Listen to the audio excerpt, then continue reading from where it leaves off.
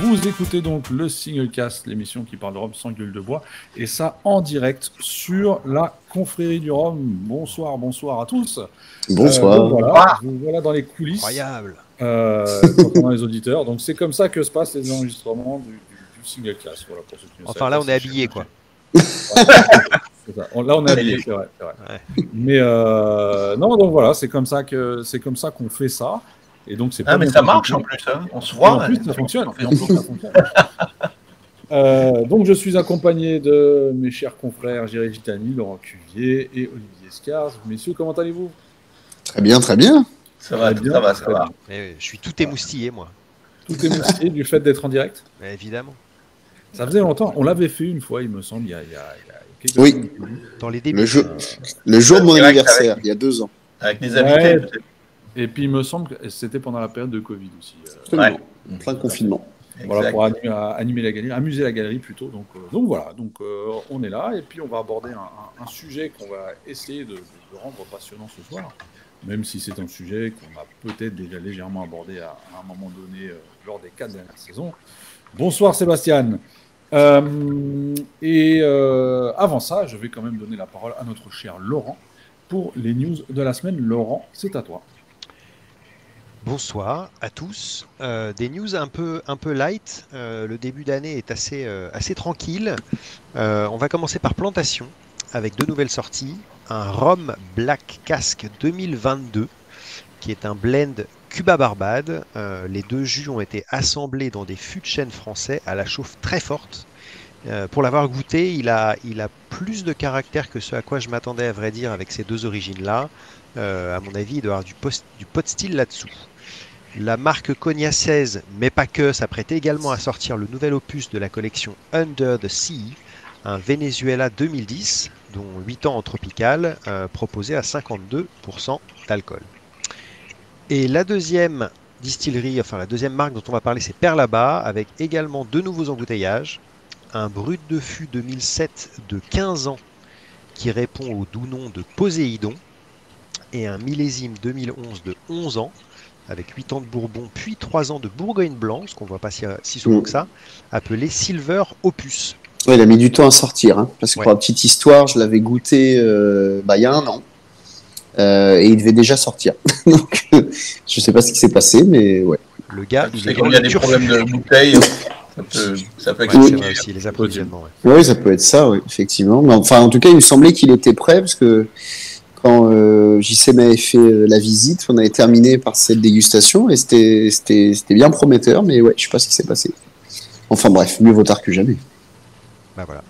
Et voilà. Et c'est tout. Bah ouais, allez, plein salut de temps pour discuter du sujet du jour. Nous sommes arrivés à la fin de cette émission. Merci beaucoup. Au revoir. Tiens, j'avais une question d'ailleurs pour toi, Laurent, très importante, qui est vraiment technique. J'espère que tu vas pouvoir y répondre si tu as bien bossé tes news. On va voir, Sur le Venezuela de plantation, quel est l'animal mis en avant? Le Jérôme. Quel est? Voilà. Quel est l'animal mis en avant sur la boîte du nouveau plantation? Je suis vraiment en train de chercher là. Bah, bien sûr. Je sais plus. C'est vrai? Je crois que non, je crois que c'est une raie. C'est pas une raie manta, mais je crois que c'est une raie. C'est une raie. Voilà. Genre une raie léopard. Allez, je le fais raie léopard, moi. Bam. Ok. Allez, donc ils ont un peu. Donc du coup, on va créer un clash avec. Hein Et du coup, ils vont faire un clash avec Rémoninck alors. Plagiat. Pas bon ça. Oula, tu vas chercher un peu. Qu'est-ce qui se passe? Un peu loin.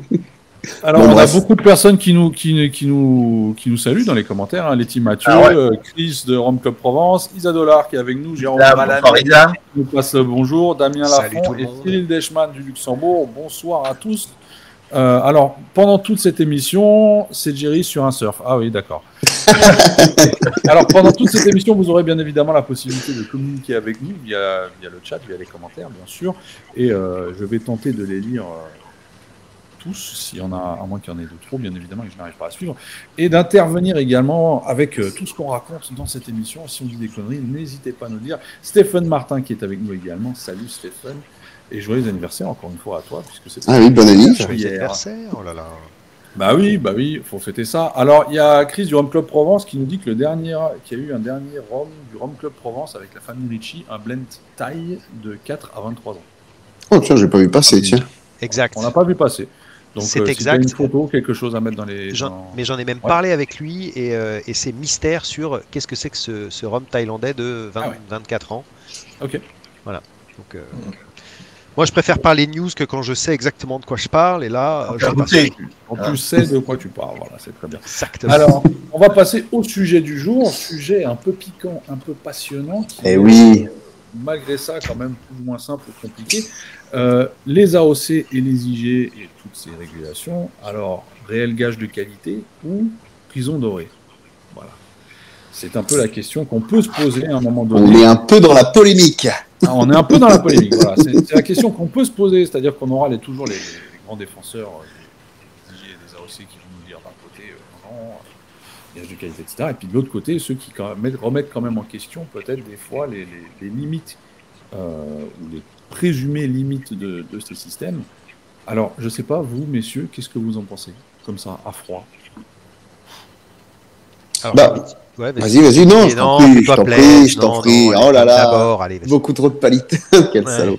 Beaucoup trop de politesse. Non, c'est effectivement un sujet ô combien intéressant, proposé par quelqu'un d'éminemment intelligent et sympathique au demeurant. Et l'idée, effectivement, je pense qu'il se cache derrière ça. Et effectivement, on va dire, ce débat, cette polémique qu'il y a eu à l'époque de l'IG Barbade, où effectivement c'était très intéressant de voir qu'il y avait non pas une réponse réelle à cette question, mais un faisceau de bons arguments de chaque côté. Et je pense que c'est valable aussi pour tout ce qui est AOC, mais on peut même extrapoler ça à d'autres spiritueux, ou même après aux AOP si on parle de fromage ou de choses comme ça. Et pour revenir sur le rhum, oui, moi je suis un farouche défenseur des AOC, d'ailleurs plus que des IG, puisqu'on en voit parfois un peu les limites dans certains coins, où bon, au final on se dit si finalement c'est uniquement territorial mais pas tellement technique, est-ce que vraiment il y a un gage de qualité derrière? Non, pas forcément, il y a vraiment juste une provenance qui est mise en avant, mais sur le côté AOC, il y a vraiment ce côté technique où comme disait dans une précédente émission Benoît, eh bien peut-être qu'un jour on dira plus je vais vous prendre un Saint James, mais tiens, je vais vous prendre un Martinique, comme on dit, je vais vous prendre un cognac dans un bar. C'était d'ailleurs suite à cette émission, j'avais d'ailleurs posté j'avais posté la question sur la confrérie du rhum, justement pour voir ce qu'en pensaient les gens, si ils étaient pour ou contre le fait qu'on dise un Martinique de la même manière qu'on dit un cognac ou un champagne. Ouais. Et la plupart étaient quand même contre. Hein. C'était, mais donc voilà, donc moi j'ai ce côté effectivement très très attaché à ça, c'est-à-dire la reproductibilité, être sûr que s'il y a écrit AOC Martinique, je vais passer un bon moment parce que j'aime l'AOC Martinique. D'ailleurs, ça ne veut pas dire que parce que c'est AOC Martinique, tout le monde doit aimer, mais moi qui aime ça, au moins je suis sûr de ne pas être déçu. Et par contre, à contrario, des gens qui sont très, on va dire, curieux, qui aiment repousser les limites, qui aiment explorer, etc., m'ont prouvé que ça pouvait être un peu une prison dorée et que malheureusement, même si on leur laisse la possibilité de faire leur rhum, le fait de perdre on va dire en marketing, puisqu'ils ne peuvent plus utiliser soit le mot Martinique, soit dans le cadre de l'IG, rhum de Barbade, etc., comme peut-être un jour ça existera si l'IG Barbade est appliqué, et effectivement, des très bonnes idées peuvent passer à l'as parce que justement, on ne peut plus les mettre aussi bien en avant. Donc voilà, un faisceau d'arguments positifs des deux côtés. Alors moi aussi, je suis défenseur de l'AOC parce qu'il ne faut pas oublier que l'AOC, ça a été mis historiquement, c'était pour lutter contre la fraude au départ, pas dans le rhum, mais en général. Donc de ce point de vue-là, c'est quand même un gage de qualité, de certaines caractéristiques liées à un terroir, à un lieu géographique, comme on le sait. Et puis, tu parlais de l'IG, mais même l'IG, ça a permis quand même, il y a quelques années, il y a un rhum un produit qui s'appelait rhum qui venait d'Inde et qui n'était pas fait à partir de la canne à sucre. Donc grâce à l'IG, on a pu protéger ce type de produit, tu vois, sous la dénomination rhum. Donc ça a quand même son importance. Bon, c'est vrai que l'AOC Martinique, ça a quand même permis de mettre le rhum martiniquais donc à sa qualité, si tu veux, d'être reconnu comme un rhum de qualité. Et que, en fait, c'est vrai que quand tu as, comme tu le disais, quand tu sais que c'est AOC, tu as, même si ça limite, puisque les contestataires disent que bon, mais ça limite en termes d'innovation, qu'on est toujours qu'il y a une espèce de, comment dire, de standardisation, mais c'est de la standardisation dans un cadre assez large et dans un cadre qualitatif. Donc de ce point de vue-là, je trouve que c'est une bonne chose. Maintenant, est-ce que on ne peut pas, est-ce que les règles de l'AOC ne doivent pas épouser son temps? C'est-à-dire qu'il y a des nouvelles techniques, il y a des nouvelles. Est-ce qu'on ne peut pas faire évoluer sur certains points? Ça, je pense que oui. Et comment ça se passerait d'ailleurs? Est-ce qu'on a une idée de qui il faudrait convoquer? Est-ce qu'il faudrait que ce soit un vote? Justement pour bouger des règles d'une AOC, est-ce que ça se fait comme une loi? Est-ce que ça se fait c'est-à-dire qu'on a un syndicat et les membres de ce syndicat doivent prendre des décisions de manière généralement unanime. Okay. Au sein du syndicat et aussi en concertation avec l'INAO. Le syndicat des appellations AOC, la SNAO, et voilà qui.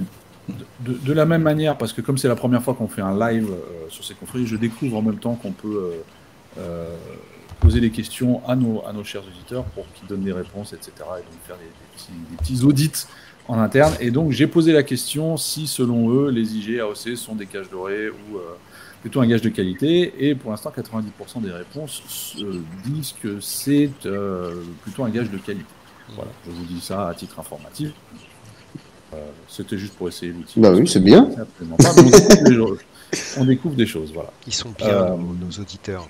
Alors après, pour ma part, je pense que c'est un gage de qualité et je pense qu'avant de vouloir changer des choses au sein d'une AOC, je prends l'exemple de l'AOC Martinique, mais après ça peut être n'importe quelle IG, n'importe quelle AOC, je pense qu'il y a tout d'abord, avec un tout petit peu de créativité peut-être, beaucoup de choses qu'on peut aller chercher. Je sais qu'à une époque, il y avait des gens qui disaient que non, l'AOC, justement, limite ce qu'on peut faire, limite la créativité dans la création de rhum, dans la production de certains rhums. Et pour ma part, je ne suis absolument pas de cet avis, pour la bonne et simple raison qu'il y a encore, justement, il faut faire preuve de créativité pour trouver peut-être des choses qui ne sont pas encore régulées par l'AOC. Ou qui n'en font pas partie. Il y a eu les finishes à un moment donné qui n'en faisaient pas partie. Ensuite, ça a été, comme ça n'a pas été autorisé, ça n'a pas vraiment été accepté non plus. Et aujourd'hui, les finishes font partie de l'AOC Martinique, par exemple. Un autre exemple, c'est quand on voit toute la créativité qu'on peut avoir parce que on va chercher des bois différents, on va faire travailler le terroir de certaines forêts. C'est-à-dire que pour faire nos fûts, on va aller chercher du bois dans telle forêt, du bois dans telle forêt, et travailler 2 terroirs de bois différents pour faire un fût. L'AOC n'en parle pas. C'est-à-dire qu'il n'y a pas de régulation à ce niveau-là, il n'y a pas de règles à ce niveau-là, et donc ça permet d'être extrêmement créatif, justement, en jouant dans les espaces absents d'une réglementation, peut-être. Comme sur les chauffes. Comme sur les chauffes, exactement. Exactement. Oui, en fait, la règle limite au fait qu'il faut que ce soit du chêne, quoi. Mais à partir de là, effectivement, sur les chauffes, sur le type de les différentes provenances de forêt, il n'y a pas vraiment de réglementation à ma connaissance. On parlait la semaine dernière avec les innovations, par exemple sur la cuvée HSE Christian Montaguer. Voilà, nouveau type de chauffe est créé et inventé. On reste dans les clous de l'AOC et pourtant ça va amener quelque chose de nouveau une fois de plus. Puis de toute manière, comme disait Jerry, moi je suis tout à fait d'accord sur le fait que le cadre est quand même, permet d'obtenir des choses très différentes. Je trouve qu'un excellent exemple. Alors après, ils sont pas tous forcément bons ou pas tous au goût de tout le monde, mais c'est les 10 HSE Saint James millésimés sortis par Vélier. Il y en a pas deux. Enfin, disons qu'il y avait vraiment sur les 10, il y en avait au moins 7-8 qui étaient vraiment qui n'avaient rien à voir les uns avec les autres, quoi. Vraiment avec des arômes très variés, très différents, donc ça laisse de la place. Et là, je te reprends sur ce que tu disais. Tu disais qu'il y en a qui ne sont pas bons, ou du moins qui ne sont pas du goût de tout le monde. Ouais. Et je pense que c'est là où l'AOC a un énorme parti pris, c'est qu'on arrive à quand même créer des rhums de haute qualité qui ne sont pas toujours au goût de tout le monde, certes, je te l'accorde, mais qui sont, de manière générale, jamais mauvais. Parce qu'il y a cette garantie justement derrière que grâce à un procédé bien spécifique, on obtient de bons produits. Et comparé à d'autres dans l'univers du rhum, on ne peut pas dire que les rhums de manière générale, AOC Martinique, sont mauvais. Ils sont peut-être pas au goût de tout le monde, mais ils ne sont pas mauvais. Je suis d'accord avec toi. Je suis d'accord avec toi. Et c'est rigolo parce que je trouve que peut-être une des exceptions à ça, c'est justement un des points qui n'est pas vraiment précisé dans l'AOC, c'est le lieu d'embouteillage des blancs. Et du coup, il peut arriver, exceptionnellement, que certains rhums blancs on veut des exemples. On veut des exemples. Qui seraient embouteillés en métropole seraient moins bons que d'autres qui sont embouteillés sur place. Voilà.